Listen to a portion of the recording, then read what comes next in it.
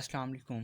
In this video I will talk about anaemias. अब anaemias क्या हैं? बेसिकली एनीमिया हमारे पास एक ब्लड डिसऑर्डर है which is characterised by the deficiency of haemoglobin in the blood. अब इसके कुछ कॉजेज़ हैं। Either there are too few RBCs और too little haemoglobin in the cells, basically in the RBCs. ठीक है, अब हमारे पास हीमोग्लोबिन की डेफिशिएंसी हो गई है, तो अब हम इसको डायग्नोस किस तरह से करेंगे? साइन एंड सिम्टम्स कुछ इसके होते हैं। अब क्या है? बेसिकली फटीग हो जाएगी, वीकनेस हो जाएगी। मोस्ट इंपॉर्टेंट हमारे पास पेल होता है और जो हमारे पास कंजक्टाइवा होता है यानी वाइट ऑफ आई, वो हमारे पास पेल हो जाता है। ठीक है, इसके अलावा हमारे पास ब्रिटल नेल्स होते हैं, समय नीमास में ब्रिटल हेयर हो जाते हैं, स्पून शेप नेल्स हो जाते हैं। तो ये वेरियस सिम्टम्स हैं। ठीक है, अब हमारे पास इसकी कुछ टाइप्स हैं। सबसे पहले जो हमारे पास इसकी टाइप है that is blood loss anaemia. Blood loss anaemia basically haemorrhage anaemia होता है। अब वो दो टाइप्स का होता है, या तो वो रैपिड हेमरेज की वजह से हो सकता है या फिर वो क्रॉनिक हेमरेज की वजह से हो सकता है। ठीक है, तो इन दोनों केस में बेसिकली होगा क्या कि person can not absorb enough iron from the intestine. अब जब आयरन एब्जॉर्ब ही नहीं होगी तो आयरन ने अल्टीमेटली आके क्या करवाना था? हीमोग्लोबिन की फॉर्मेशन। अब हीमोग्लोबिन की फॉर्मेशन कम हो जाएगी। जब एचबी की फॉर्मेशन कम हुई तो अल्टीमेटली हमारे पास आरबीसी की अमाउंट भी कम होगी ब्लड के अंदर, दैट इज़ एनीमिया। ठीक है, अब इसमें हमारे पास बता रहा है कि जो क्रॉनिक हमारे पास हेमरेज होता है it is characterised by microcytic and hypochromic anaemia. अब ये क्या बला है? सबसे पहले आप देखें, आपको पता हो एमसीवी और एमसीएच ये क्या होती हैं? एमसीवी बेसिकली होता है मीन कॉर्पस्कुलर वॉल्यूम। बेसिकली इसको हम डिस्क्राइब किस तरह से करते हैं? That is average volume of blood that is in red blood cells. Normally कितना होता है हमारे पास?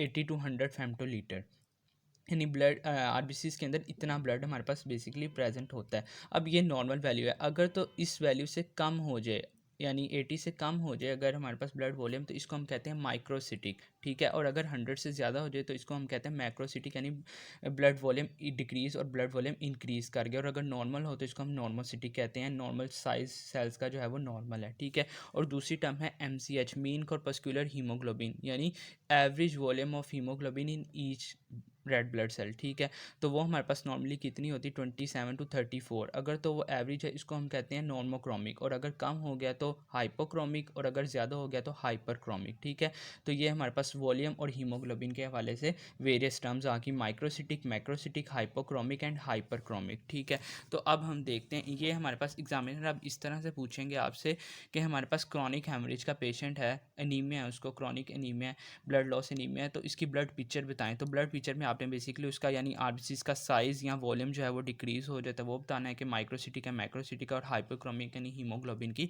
कंसनट्रेशन पे क्या इफेक्ट होगा। ठीक है, ये हमारे पास था ब्लड लॉस एनीमिया। नेक्स्ट है हमारे पास aplastic anaemia. Aplastic anaemia basically क्या होता है? It is due to the bone marrow dysfunction और bone marrow aplasia. Aplasia basically हम कहते हैं बोन मैरो डिसफंक्शन को, डिसफंक्शन के लिए ये टर्म यूज़ होती है एप्लेजिया। ठीक है, अब इसके वेरियस कॉजेज़ हैं। हमारे पास हाई डोज रेडिएशंस हैं, कीमोथेरेपी है, टॉक्सिक केमिकल्स हैं, ऑटो इम्यून डिसऑर्डर्स हैं, फॉर एग्जांपल ल्यूपस एरिथेमेटोसिस। इसके अलावा कुछ हमारे पास प्लास्टिक एनीमियाज होते हैं which are caused by unknown causes, यानी हमें उनके कॉजेज का नहीं पता, तो these are called idiopathic aplastic anaemia. ठीक है, अब एक कंडीशन होती है which is called the pancytopenia.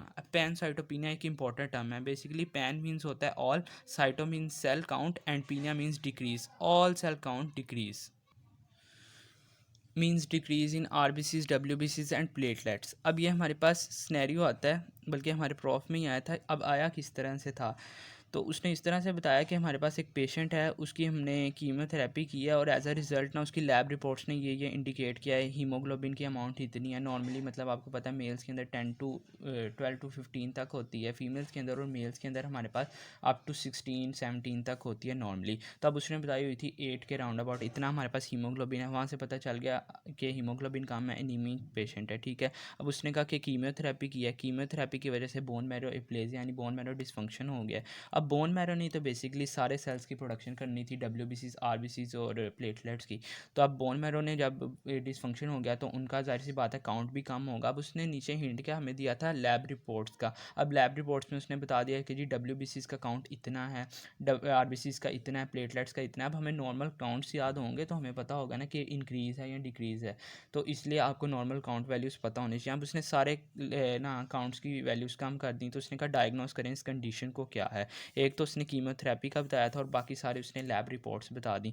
तो वहाँ से हमें पता चल गया कि पैनसाइटोपिनिया तो हो गया है। तो उस कंडीशन में हमने क्या बताना था कि बेसिकली ए प्लास्टिक एनीमिया हुआ है इसमें और पैनसाइटोपिनिया इसमें 7 हमारे पास हुआ है पेशेंट में, ठीक है। तो ये आपने याद रखना है। अब इसके अलावा ब्लड पिक्चर का एमसीक्यूज़ भी आया था कि आप ब्लड पिक्चर बताएं प्लास्टिक एनीमिया क्या होगी। अब बच्चों के जहन में होता है कि एनीमिया है, तो एनीमिया की वजह से हमारे पास मतलब ब्लड वॉल्यूम कम हुआ होगा, हीमोग्लोबिन की अमाउंट कम हुई होगी, तो वो धड़ाधड़ यही लगा देते हैं माइक्रोसिटिक हाइपरक्रोमिक एनीमिया। जबकि प्लास्टिक एनीमिया के अंदर हमारे पास ब्लड पिक्चर होती है नॉर्मोसिटिक नॉर्मोक्रोमिक एनीमिया। वो बेसिकली होता क्या है कि ब्लड काउंट इतनी जल्दी कम हो जाता है कि उनको जो सेल्स होते हैं उनको अपनी साइज़ और शेप चेंज करने का टाइम ही नहीं मिलता, इसलिए वो नॉर्मोसिटिक नॉर्मल ही रहते हैं। तो ये आपने याद रखना है, ठीक है। नेक्स्ट स्टेप हमारे पास megaloblastic anaemia. Megaloblastic anaemia basically nutritional deficiency anaemia की एक टाइप है, मतलब जो कि हमारे पास विटामिन B12 और फॉलिक एसिड की डेफिशिएंसी की वजह से होता है। अब इन्होंने बेसिकली क्या करना था, डीएनए की मैच्योरेशन करवानी थी, तो डीएनए की जब सिंथेसिस ही नहीं हुई तो अब नॉर्मल आरबीसीज बन गए विद लार्ज शेप्ड, ठीक है। तो मेगालोब्लास्ट बन गए, इसको हम कहते हैं मेगालोब्लास्टिक एनीमिया। नेक्स्ट स्टेप हमारे पास हीमोलिटिक एनीमिया। हीमोलिटिक एनीमिया क्या है, हमारे पास इसमें हीमोलिसिस होगी यानी ब्रेक डाउन होगी, आरबीसीज की ब्रेक डाउन हुई। अब आरबीसीज के अंदर क्या प्रेजेंट है, हीमोग्लोबिन, तो हीमोग्लोबिन निकली। अब हीमोग्लोबिन ने हमारे पास जब निकल गई, क्योंकि वो अब नॉर्मल आरबीसीज बन जाते हैं, तो जैसे ही वो किसी भी कैपिलरी से पास करते हैं तो वो इतने फ्रेजाइल होते हैं कि रप्चर हो जाते हैं। जब रप्चर हो गए तो हमारे पास हीमोग्लोबिन रिलीज़ हो गई। अब हीमोग्लोबिन रिलीज़ होगी, उसकी एक्यूमुलेशन से बाइलिरुबिन और बाइलिरुबिन से फिर जॉइंटिस वगैरह डिफरेंट इसी तरह से कॉजेज़ होते हैं। लेकिन अब ये वेरियस इसकी टाइप्स उसने बताई हैं कि हीमोलिटिक हीमोलिसिस किन किन तरह के एनीमियास में हो सकती है। First one is the hereditary spherocytosis. इसमें अब एबनॉर्मल आरबीसीज बनते हैं which are spherical shaped rather than biconcave disc. तो स्फेरिकल शेप्ड आरबीसीज होंगे, अगेन अब नॉर्मल हैं, तो जैसे ही कैपिलरी से पास करेंगे रप्चर हो जाएंगे, हीमोलिसिस होगी, तो हीमोलिटिक एनीमिया की टाइप है, ठीक है। नेक्स्ट है हमारे पास sickle cell anaemia. Sickle cell anaemia basically आपको पता है पॉइंट म्यूटेशन है एक, ठीक है। इसमें हमारे पास होता है कि जो नॉर्मल बीटा चेन्स होती है ना, उसमें ग्लूटामिक एसिड की जगह वेलिन आ जाता है एट पोजीशन 6, तो वो हमारे पास फॉल्टी बीटा चेन्स बन जाती हैं, अगेन अब नॉर्मल हीमोग्लोबिन बन जाती है which is called the haemoglobin S. जैसे ही हमारे पास ऑक्सीजन की टेंशन लो होती है ना, तो ये प्रेसिपिटेट कर जाती है लॉन्ग क्रिस्टल्स की फॉर्म में इनसाइड आरबीसीज। तो जैसे ही वो अब प्रेसिपिटेट्स बनेंगे, क्रिस्टल्स बन जाएंगे, तो वो आरबीसीज की मेम्ब्रेन को रप्चर कर देंगे, ठीक है। तो हमारे पास अगेन हीमोलिसिस हुई, तो हीमोलिटिक एनीमिया है, ठीक है। अब एक इसमें कंडीशन होती है सिकल सेल डिजीज़ क्राइसिस। वो आप क्या कहते हैं कि हमारे पास ऑक्सीजन की टेंशन जैसे ही लो होती है तो हमारे पास हीमोग्लोबिन एस प्रेसिपिटेट करता है इनसाइड आरबीसीज और उसको रप्चर कर जाता है। अब रप्चरिंग क्या करती है, फर्दर डिक्रीज कर जाती है इनसाइड, मतलब ऑक्सीजन की टेंशन को फर्दर डिक्रीज कर जाती है। As a result sickling increase कर जाती है, मोर एंड मोर सिकलिंग होती जाएगी। तो इस कंडीशन को हम कहते हैं सिकल सेल डिजीज़ क्राइसिस, यानी पहले सिकलिंग हो रही थी लेकिन जैसे ऑक्सीजन सिकलिंग इंक्रीज हुई, ऑक्सीजन की अमाउंट और कम हो गई। अब और कम हाइपोक्सिया हुआ तो उसने उतने ही अब नॉर्मल आरबीसीज बनाई, ये हीमोग्लोबिन बनाई जानी हीमोग्लोबिन एस, और उसने फर्दर हमारे पास सिकलिंग कोस करते जाना। इसको हम कहते हैं sickle cell disease crisis. Next इसी की एक सब टाइप है दैट इज़ एरिथ्रोब्लास्टोसिस फिटालिस। उसमें हमारे पास क्या होता है, आरएच फैक्टर्स की इनकम्पैटिबिलिटी होती है। मेटरनल जो होती है दैट इज़ आरएच नेगेटिव होती है और फीटस जो होता है आरएच पॉजिटिव होता है। तो मदर क्या करती है, प्रोड्यूस करती है anti Rh antibodies against fetus, और वो फिर आरबीसीज जो होते हैं फीटस के उनको रप्चर करती रहती है। तो ये भी इसी की एक टाइप है। नेक्स्ट है हमारे पास effects of anaemia on the circulatory system.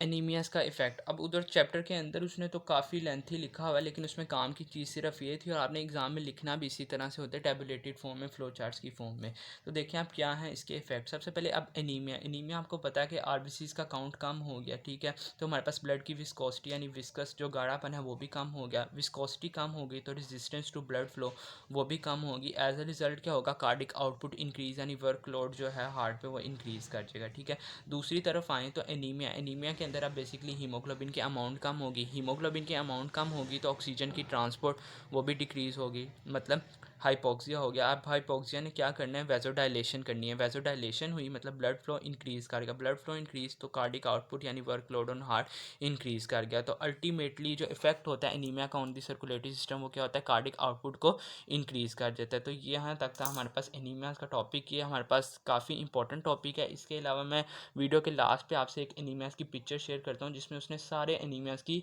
Blood picture लिखी हुई है। तो you have to cram that table. यहाँ भी कुछ याद करें तो कम से कम ब्लड पिक्चर उनकी याद रखें कि किस एनीमियास में नॉर्मोसिटिक होता है, हाइपोक्रोमिक होता है, वो सारे आपको पता होने चाहिए। वीडियो पसंद आए तो चैनल को लाइक, सब्सक्राइब और शेयर ज़रूर करें। Thank you so much.